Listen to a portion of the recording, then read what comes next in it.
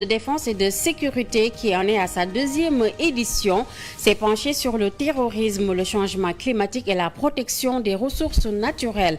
Le général Birame Diop a exhorté à renforcer la lutte contre l'extrémisme violent. Prix de l'arachide, 305 francs pour la nouvelle campagne agricole.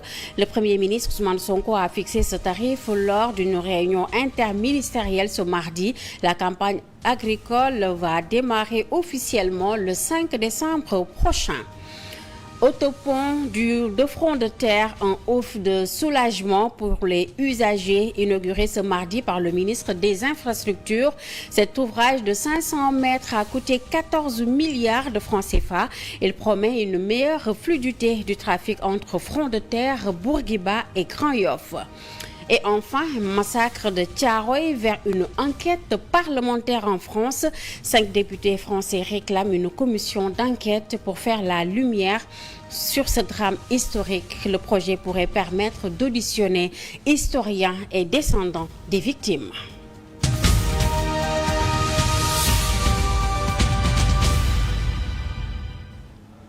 Merci d'être avec nous et bienvenue dans cette édition.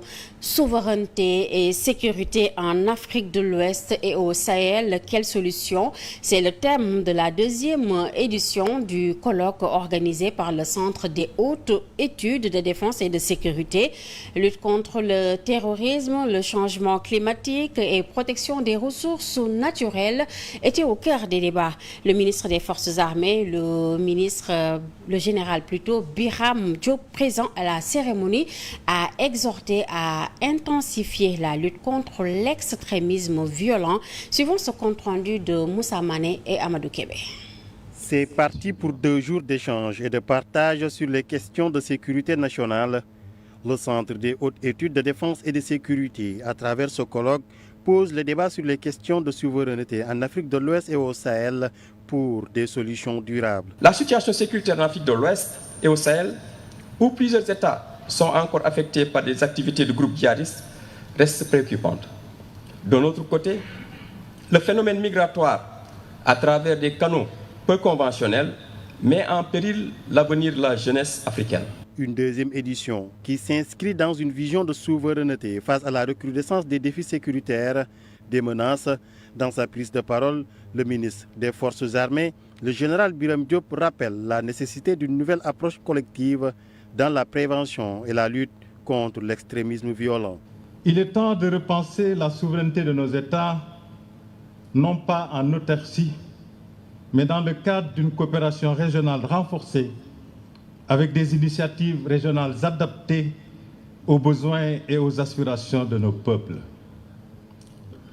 L'Afrique de l'Ouest fait face à une recrudescence des défis sécuritaires, à savoir extrémisme violent, criminalité transfrontalière organisée, phénomènes migratoires et environnementaux.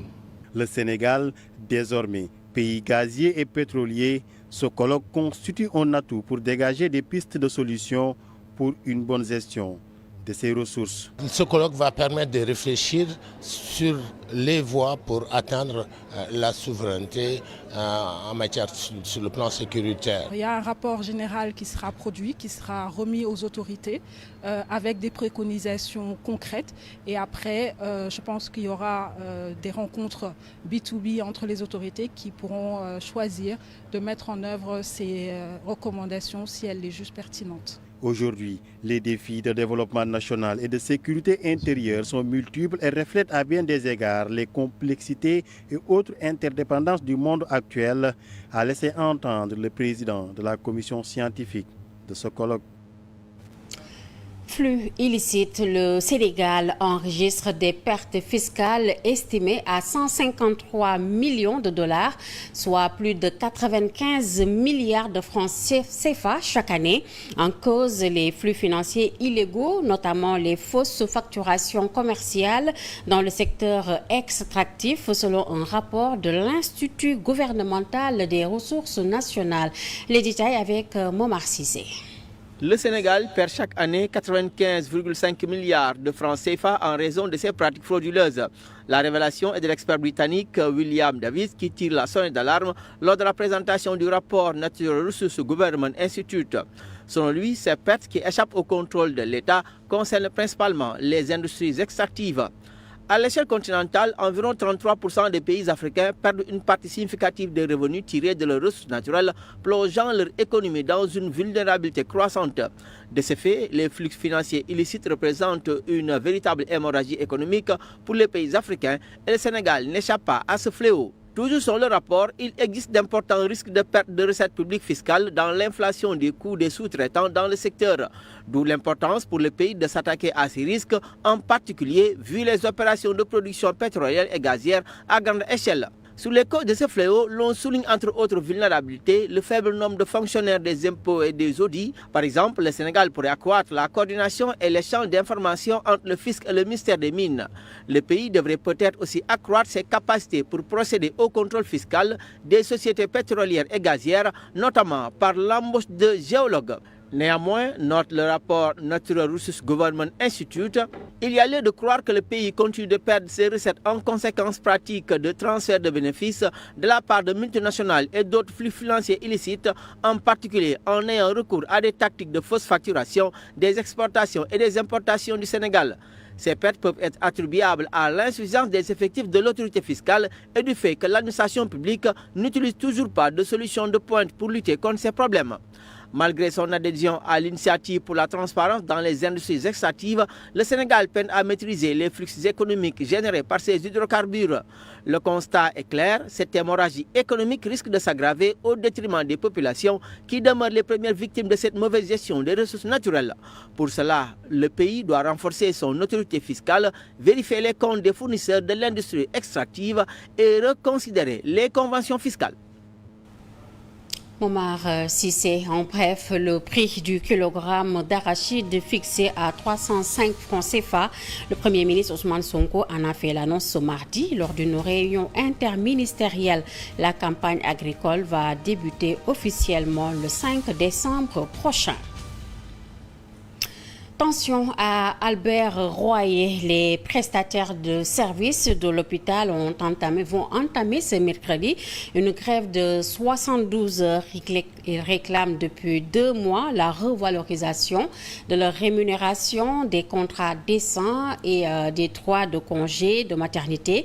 En conférence de presse, l'intersyndicale a dénoncé la gestion jugée catastrophique de l'équipe dirigeante et appelé les nouvelles autorités à intervenir pour redresser la situation. Suivons ce reportage de Djembo Mbaye.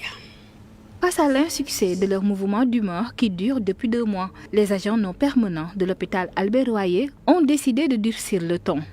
Ils dénoncent les conditions de travail dans cet hôpital pour enfants. Depuis plus de 20 ans, à Albert Royer, plus de la moitié des effectifs signent des contrats de prestation de services renouvelable N fois. C'est pas normal. Aujourd'hui, sur la question du droit au congé de maternité, les femmes travaillent jusqu'à terme dans cet hôpital. Pour un hôpital dirigé par une femme. Ils se disent victimes d'un système d'exploitation. Les gens sont fatigués avec cette direction qui continue encore une fois à exploiter les agents qui constituent la majorité des effectifs. L'intersyndicale n'a jamais demandé de l'argent. C'est l'administration, à l'issue de ces 2 séminaires, qui a fait un rapport pour proposer la revalorisation de la rémunération. C'est un document qui existe, produit par l'administration de l'hôpital. Qu'est-ce qui s'est passé? La directrice a pris ce rapport qu'elle a amené au sein du conseil d'administration et qui s'est débiné à la dernière minute pour venir nous proposer la rémunération à hauteur de 25% des recettes, ce qui devait être une catastrophe. Pour l'intersyndicale, le conseil d'administration de l'hôpital n'a plus de légitimité. On croyait qu'à la suite de la rencontre que nous avions eue au ministère, que l'administration allait reculer. Mais c'est un conseil d'administration non seulement budgétivore et tentaculaire, mais qui a vu son mandat expirer L'intersyndicale a décrété encore 72 heures de grève à partir de ce mercredi. Autopont de front de terre, la circulation enfin fluide. Le ministre des Infrastructures, El Hadj Malick Ndiaye, a inauguré ce mardi l'autopont long de 500 mètres et réalisé pour un coût de 14 milliards de francs CFA, reliant les quartiers comme Front de Terre, Bourguiba, Padoua et Grand Yoff. L'ouvrage promet plutôt d'améliorer durablement la fluidité du trafic dans cette zone clé de Dakar. Les usagers, quant à eux, soulagés, espèrent un entretien rigoureux pour maintenir cette avancée. Un reportage signé Djibril Diallo, Fali Diop. Fini le calvaire pour les usagers qui empruntent l'axe Bourguiba-Front de Terre ou Front de Terre Liberté 6. Les bouchons interminables sur cet axe ne seront plus qu'un vieux souvenir. Après 19 mois de travaux, l'autopont est ouvert. Et voici les tout premiers automobilistes à l'avoir emprunté.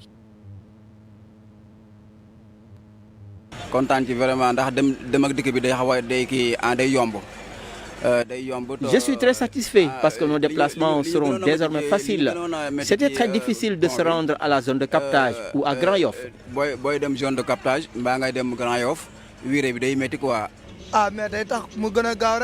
La circulation va être très fluide maintenant. On perdait beaucoup de temps avec les déviations. Ce nouvel ouvrage, dont le coût est estimé à près de 14 milliards de francs CFA, va contribuer à fluidifier la circulation. Les embouteillages coûtent très cher à l'État du Sénégal. Derrière le temps important perdu par les populations, se cachent d'énormes préjudices financiers causés au trésor public. Pour y faire face, les nouvelles autorités promettent de continuer le programme de construction d'autoponts et de ponts pour rendre la circulation plus fluide à Dakar et dans les régions. Nous allons continuer le programme de construction de ponts, surtout au niveau national, le Dandemayo, au niveau du sud, entre autres, comme vous le savez, avec les périodes de crues. Nous nous sommes confrontés à beaucoup de problèmes de ce genre. Donc avoir des ouvrages sophistiqués comme celui que nous sommes en train d'inaugurer peut constituer en tout cas de solutions pérennes pour les populations, surtout dans ces zones-là qui sont souvent victimes d'inondations. Le ministre des Infrastructures et Transports terrestres et aériens a dans la foulée annoncé le lancement pour bientôt des travaux du nouveau pont de Ziguinchor ainsi que dans d'autres localités qui sont coupées du pays pendant l'hivernage. En bref, dit Djambar, honorés pour leur engagement citoyen. Vendredi prochain, 29 novembre, le président de la République distinguera ses citoyens exemplaires pour leur participation aux journées Setal Sunu Réew. Lors d'une cérémonie au palais présidentiel, ces Djambar seront célébrés pour leur rôle dans la promotion de la salubrité et de l'hygiène publique. Kédougou, face au défi des déchets plastiques dans la région, la SONAGED et ses partenaires intensifient leurs efforts pour éradiquer les déchets plastiques interdits par la loi. Cependant, la population appelle à des alternatives viables pour remplacer ces déchets, ces sachets plutôt plastiques. Un reportage signé Mamadou Sissé. Kédougou a changé de visage concernant le ramassage des déchets plastiques. Certains apprécient la propreté de certaines artères et le travail colossal de la SONAGED de Kédougou. Les déchets, par rapport aux déchets plastiques, on a vécu un moment où vraiment on traversait partout des déchets plastiques. Mais actuellement, vraiment, on voit que l'équipe de la mairie est en train de faire un travail impeccable à ce niveau. Parce qu'on les rencontre partout en train de ramasser les ordures et les déchets plastiques. Donc il y a une amélioration. Voilà. Par contre, d'autres prennent leur propre initiative pour barrer la route aux sachets plastiques. C'est comme l'exemple du marché central de Kédougou. Ici à Kédougou, absolument rien n'a changé. C'est toujours le même problème. Les gens utilisent les sachets plastiques. C'est aux autorités de trouver une solution en mettant en exergue des sacs en papier. Pourquoi pas? Bouche là. On veut s'il y a un autre papier. Ils devraient nous envoyer. Parce que une bouche là, ça nous fatigue. Parce que une bouche là, c'est pas bon aussi. En prise du secteur de l'environnement de la mairie de Kédougou, la SONAGED a son propre plan de travail. Donc on s'est répartis, donc notre groupe SONAGED, par exemple, si vous voyez, ça c'est mon équipe mobile qui est là aujourd'hui parce que il y avait les habitants du quartier LT qui nous avaient vraiment sollicité et ressollicité parce qu'il y avait tellement de dépôts sauvages qui sont un peu partout. Donc aussi, vous voyez, aujourd'hui, c'est pour cela qu'on est descendu ici pour essayer vraiment d'apporter quelque chose. Donc aussi, vous voyez, partout, il y avait des dépôts sauvages qui étaient un tout petit peu partout. Donc aujourd'hui, on est venu. Depuis 3 jours, on est là, donc avec notre camion tasseuse. Ces derniers demandent une augmentation de leur personnel. Ils remercient les autorités locales administratives, mais aussi les populations de Kédougou pour le soutien colossal.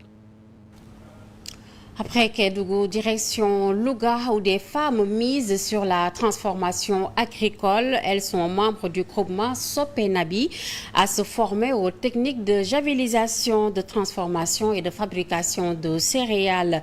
Finançant elles-mêmes leurs initiatives, elles suscitent l'admiration des autorités locales qui plaident pour un accompagnement renforcé. Grâce à leurs propres moyens, ces femmes issues du groupement Sopenabi se sont formées aux techniques de javélisation, de transformation et de fabrication de céréales dans le but de contribuer au développement de leur localité.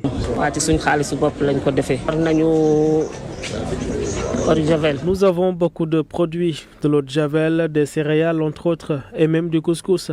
On fait tout pour le développement de notre localité, mais surtout pour le développement du pays.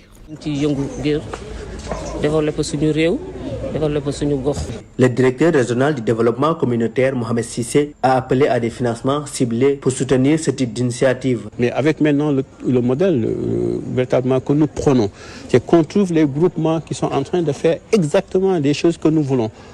Par exemple, ce groupement s'est autofinancé pour une formation et ils ont acquis des compétences. Donc nous trouvons que c'est un financement ciblé qu'on doit faire, que l'État doit faire, et ça doit passer par les services du développement communautaire, les services du ministère de la Femme et de la Famille, par exemple, qui travaillent avec les groupements de promotion féminine et qui sont à mesure de dire que tel groupement fonctionne et que tel groupement ne fonctionne pas. Si l'État vraiment les accompagne pour que vraiment qu'elles puissent trouver des acquéreurs, là, je crois que ça va, non seulement ça va encourager les femmes, et ça va leur permettre de se prendre en charge et autofinancer les activités comme ils l'ont fait aujourd'hui. Ces femmes représentent un exemple inspirant de résilience et d'engagement en faveur d'un développement local.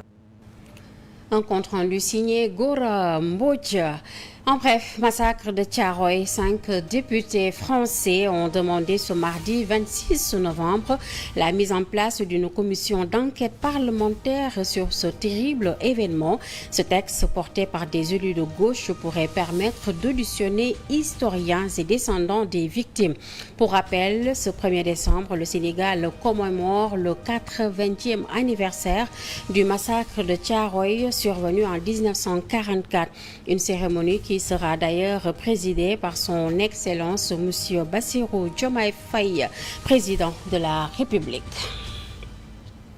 C'est la fin de ce journal. Merci à vous tous de votre attention.